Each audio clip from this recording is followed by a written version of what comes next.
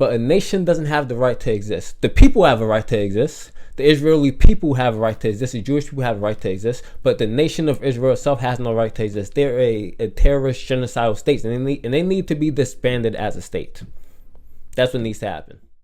Keep it 100, I be feeling like Campbell soup over white rice, baked chicken with the skin on, yeah, Lowry's with black pepper, I'm fully seasoned with that. What's up, y'all? So I've been away from YouTube for a very long time, for some years now, and it's mainly been because of health issues, and it's time to make a comeback. And the first thing we're going to talk about today is, of course, Israel. So I don't follow him because, he's a Republican. And I'm going to go into Republicans and the problems I have with the Republicans a bit later, but, that's for later. So I was scrolling on Facebook and I came across a post by Thomas Massie. Even though he's a Republican, he's terrible. He's better than most of the Republicans because he doesn't support the Epstein class like most Republicans do. So I came across a post by Thomas Massie, and it says, if the provisions in the NDAA to integrate/synchronize the U.S. and Israeli militaries, Section 224, makes it out of committee, I offer an amendment to strip it from the bill on the floor. We are a sovereign country. And then the caption in his post, it says, Congress quietly moves to integrate U.S. and Israeli militaries.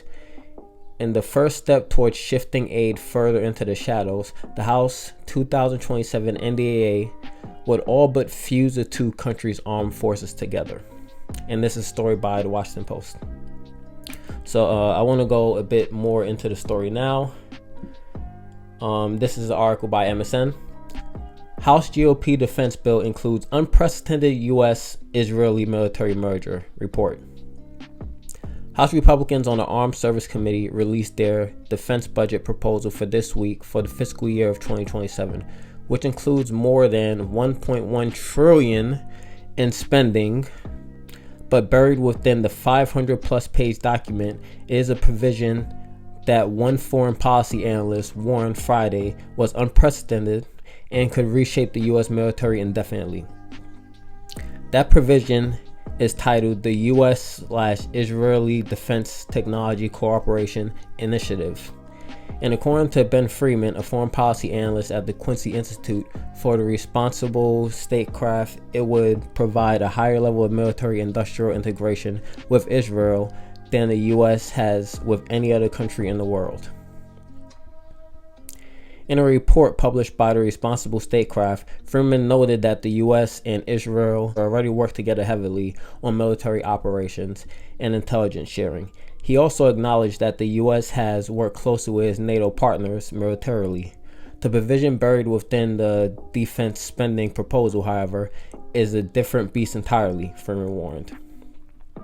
It would fuse the U.S. and Israeli defense sector in multiple areas vital to the battlefield of the future, like autonomous systems and cyber, Freeman wrote. It would also bring extraordinary Israeli influence to the U.S. beyond what it already has through the Israel lobby and its robust network of social media influencers. So it's insane to think that Israel will have an even more of an impact than it currently has. As of right now, I'm not going to say as of right now. The last time I checked, within 37 states, you're allowed to boycott the U.S. You're allowed to boycott whatever company you want from the U.S. But it's illegal to boycott. There's anti-BDS laws, which stands for boycott, divestment, and sanction. You can't boycott any company that's owned by Israel. Within 37 states, it's illegal to participate in BDS. So you can boycott things within your own country, but not things, nothing when it comes to Israel within the U.S., which is insane. So imagine Israel gaining even more power within U.S. politics, but it becomes very much possible with this bill, and we're going to go into it more. And talking about it's the second part of that sentence was it would also bring I can't say that word. It would also bring extraordinary Israeli influence to the U.S. beyond what it already has through the Israeli lobby and its robust network of social media influencers.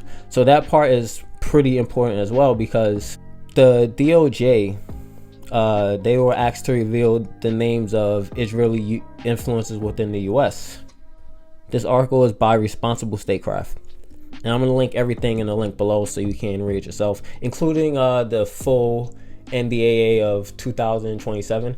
There's a lot in there that's terrible, but this one I'm covering now just happened to be the worst of it. But there's a lot in there, and of course it's bad because the Republicans control Congress. But it's normally bad once the Democrats control Congress also, but Republicans are far worse. The Republicans are essentially terrorists, and the Democrats have become Republicans. But we're going to go into that a bit more. So with this report. In late September, RS reported that Israel is paying a cohort of 14 to 18 social media influencers an estimated $7,000 per post through a firm called Bridge Partners. The filing disclosed under the Foreign Agents Registration Act indicated that Israel began paying these influencers in June as part of a campaign called the Esther Project. Yet, despite this cohort posting on social media for the past 5 months, not a single influencer working for Israel appears to have publicly acknowledged their work for Israel. Today, the Quincy Institute, the parent organization of RS, and a public citizen sent a joint letter to the Department of Justice in an effort to change that. So Israel's pretty much just breaking the law. If you are working as an agent for another country, you're by law required to report that, but for some reason it's different with Israel. And through the NDAA of 27, the provision 224, Israel will gain even more power and more influence than they already have, which is insane. But let's continue this article. The expanded Israeli influence on U.S. politics that the budget provision made clear a path for, firming caution, could become irreversible. It would give the Israeli government the opportunity to greatly expand one of the most powerful levers of the U.S. politic, jobs in the U.S., Furman wrote. By expanding or starting a new co-production facility like it already has in Mississippi and Alabama, Mississippi and Arkansas, the Israeli government could boast that providing jobs on U.S. soil, thereby securing allies amongst members of Congress who represent districts where those jobs lie. I thought it was very hoarse, sorry. So, what Israel is doing right now is they already have so much control and power over Congress, more than any other lobby in the world. But if they're building jobs within the U.S., then the Congress members who represent those districts, they would feel obliged to have to support Israel even more than they already do. Just think about that. Even more than they already are supporting them, because people's jobs would be on the line. And if you're a congressperson, you're causing jobs within the country, you're going to lose. So it further ingrains Israel within our system, and it's a problem.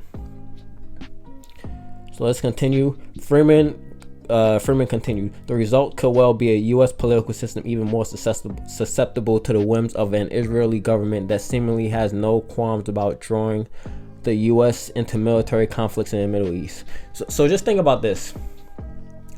The U.S. is at war with Iran right now. One, because Trump is a PDF file, and Donald Trump, Jeffrey Epstein is a former Israeli spy. In Israel, he recorded every single thing that went on within his mansion, including all the PDF stuff that Donald Trump did. So he was a former Israeli spy, and Israel has all of that. So Israel is able to blackmail Donald Trump into going into war and doing whatever the hell he wants. That's why Israel has been able to completely annihilate Gaza, starting under Joe Biden, but really exacerbating under the Republican Donald Trump. And that's why they're able to expand to the West Bank. That's why they're taking over Lebanon, because Israel can do whatever they want under a Donald Trump presidency because of these tapes they have on them. So we're at war with Iran right now, a war that every other president knew was an unwinnable war. The U.S. is an imperial nation. That's what we are. We are an imperial nation.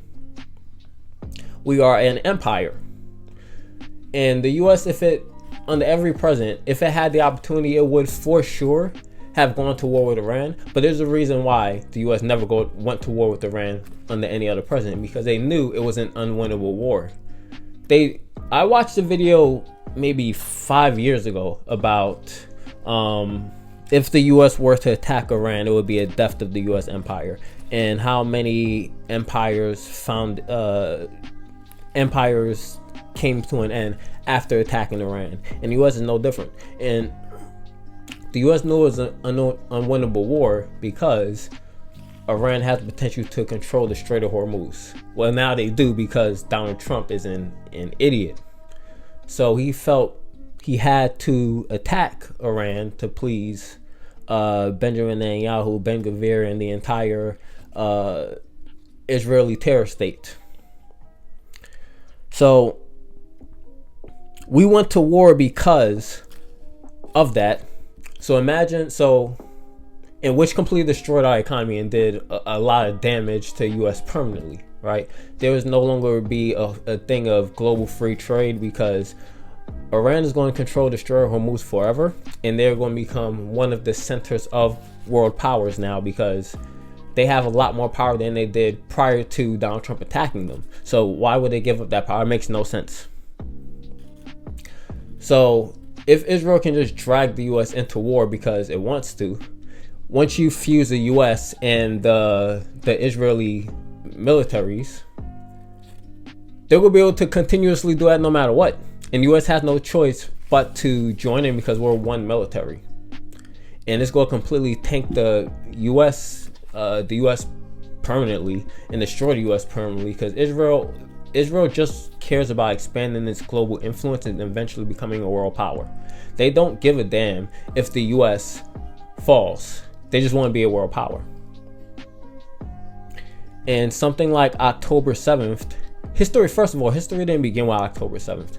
Israel is a colonial state that was created to essentially take over and own Palestine and eventually expand to the rest of the Middle East. There was a video that was done, I believe, by he's a basketball YouTuber. He made a video on the Israel-Palestine conflict, and also talk about NBA players who were influenced by it as well.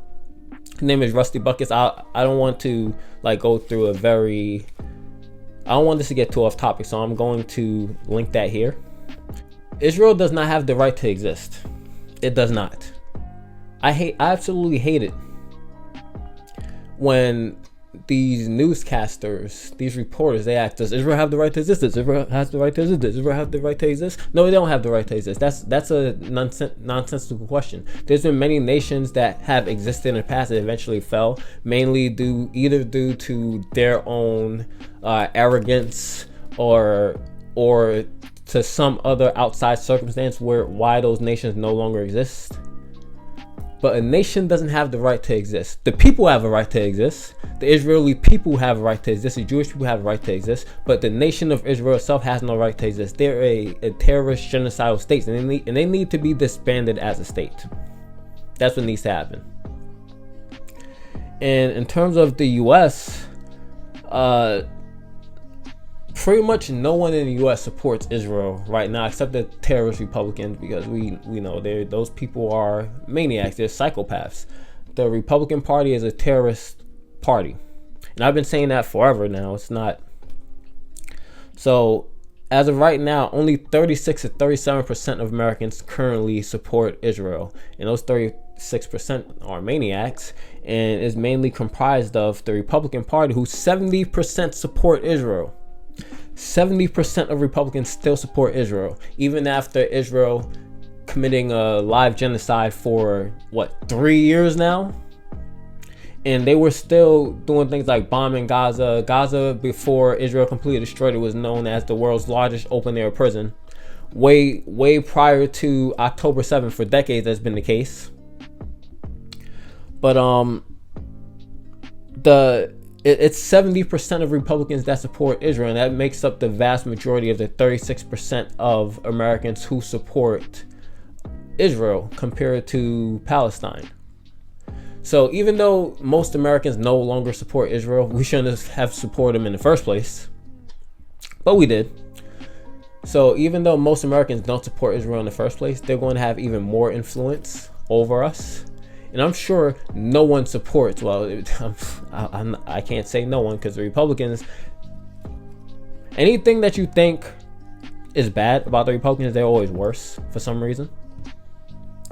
So I would think that most Republicans wouldn't support us fusing the U.S. and Israeli militaries, but I can't say that for sure because of course they're Republicans. So the vast majority of the Israeli support is comprised of 70% of Republicans who support Israel.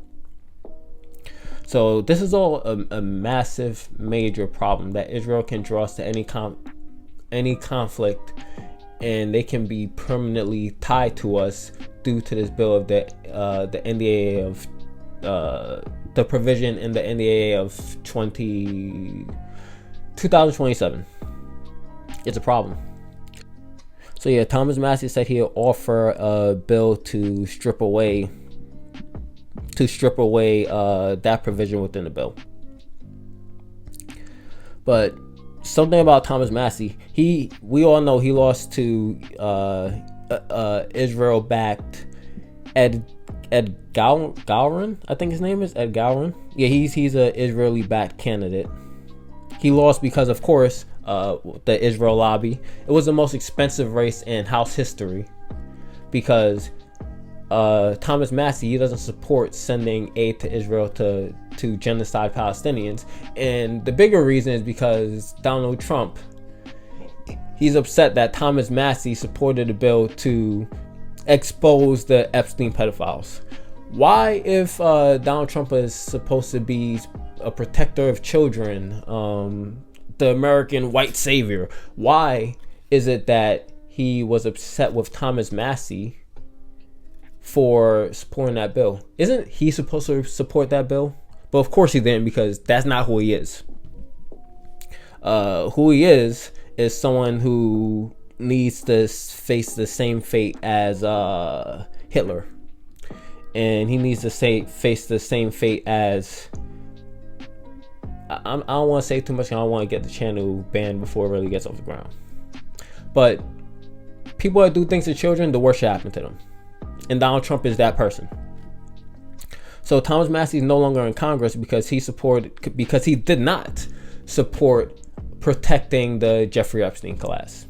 And that's a person that Donald Trump went after very heavily. That should tell you something. Yeah, Thomas Massie has also been against continually sending weapons to Israel to continue to expand their territory and genocide of Palestinians. So this post by Thomas Massie about 6 hours ago, it says Israel has used U.S. supplied munitions to kill tens of thousands of innocent civilians. America is morally obligated to end support of Israel's devastation of Gaza and its people. I'm co-sponsoring a bill to block the Bombs Act to limit the transfer of offensive weapons to Israel. So you can, I'll link that. You can see it and read the entire thing on your own. And this just broke an hour ago by the Midas Touch. Breaking: the House passed a war pause resolution aimed at reining in Donald Trump's war in Iran in a 215 to 208 vote. 4 Republicans broke with Trump and voted with Democrats. Thomas Massie, one of them. That's why he's no longer in Congress. 4 Republicans broke with Trump and voted with Democrats: Thomas Massie, Warren Davidson, Tom Barrett, and Bryant Fitzpatrick. And that's why he's no longer in power, because the Republican Party is a pedophile death cult that we need we need to stop playing around with these people and pretending like these people can be reasoned with. I'm tired of the Democrats trying to reach out to those voters. No, those people are gone.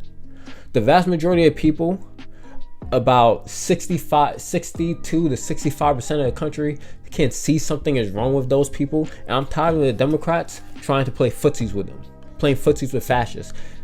The Republicans are fascists and terrorists, and the Democrats are trying to go halfway.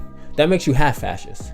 And someone like Cory Booker, he just won his re-election bid, and he's been doing the same thing. So the liberals of the party have to stop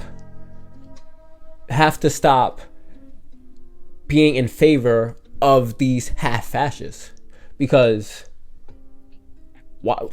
it just makes no logical sense if you're a liberal voter to say like, oh, this person is fascist, I can't go this way, but let me go halfway.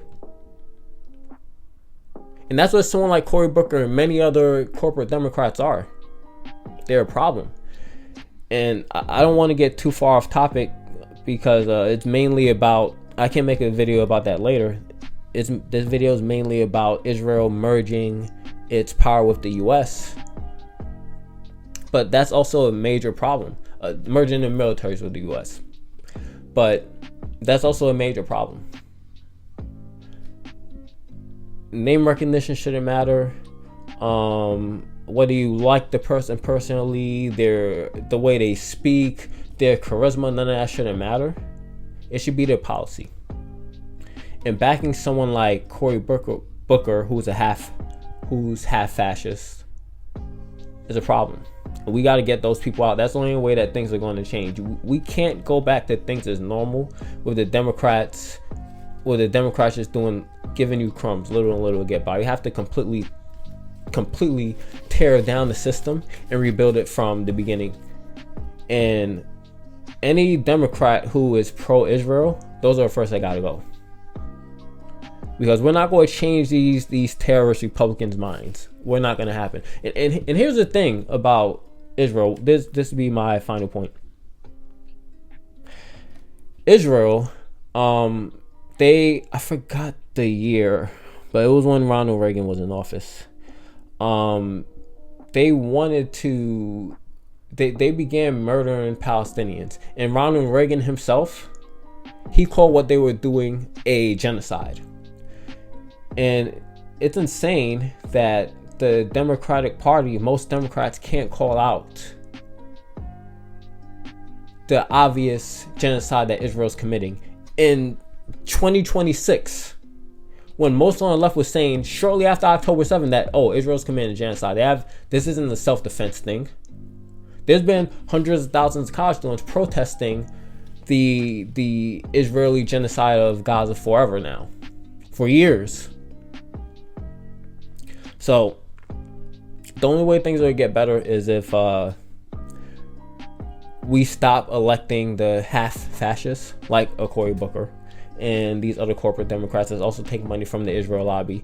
And they do things like Israel does things like form shell companies to make it seem like they're no longer taking money from AIPAC, which is an Israeli lobby as well.